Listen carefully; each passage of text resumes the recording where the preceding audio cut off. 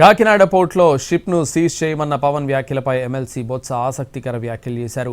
మంత్రి అయిన కొత్తలో అధికారం అంతా మన దగ్గరే ఉందనుకుంటామని తర్వాత అర్థమవుతుందన్నారు ఆయన. ఆఫీసులో కూడా వస్తానంటే లేదు సార్ 10,000 మంది జీవితాలు పోతాయి సార్. ఏంటి 10,000 మంది జీవితాలు పోయాయి? పోర్టు ఉన్నదేంటి మీరు కూర్చోబెట్టి స్మగ్లింగ్ చేయడానికి? Seize the ship. If any pressure comes from central government, we'll see. నేను 2004లో మంత్రి అనుకో, నేను ఏమనుకుంటాను, అమ్మో ఎన్నో అధికారులు ఉన్నాయని నేను భ్రమపడతాను. అది ఇప్పుడు భ్రమపడిన కదా, నా అధికారులు ఏంటి నాకు తెలుసు. అలాగే కొత్తలో ఏముంటుంది, ఏదో తొందరపాట్లు అని ఉంటాడు తెలియక, దాన్ని ఎందుకు నువ్వు పెద్దగా దాన్ని బోతలో పెట్టి చూస్తావు?